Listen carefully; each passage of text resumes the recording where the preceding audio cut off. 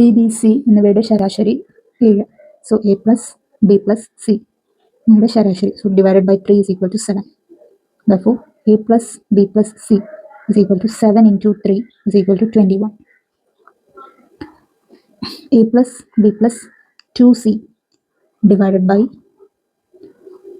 a, b, 2c എന്നിവയുടെ ശരാശരി 8. A plus b plus 2c divided by 3 is equal to 8. Therefore a plus b plus 2c is equal to 8 into 3 is equal to 24.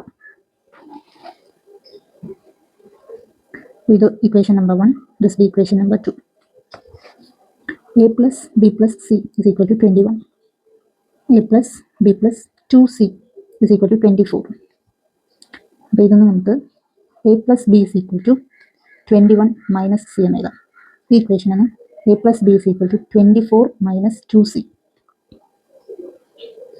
അപ്പോൾ ഇത് equation number 3, ഇത് equation number 4.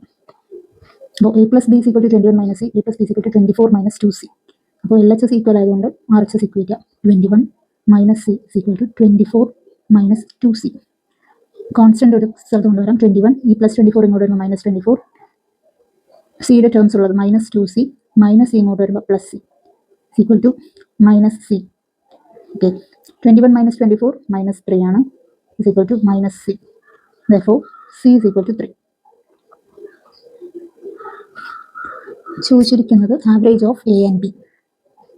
So A plus B എന്ന് പറയുന്നത് 21 minus C ആണ്. 21 minus 3 is equal to 18. Also മറ്റതും കൂടെ നോക്കാം. A plus B is equal to 24 minus 2c. 24 minus 2 into C 3.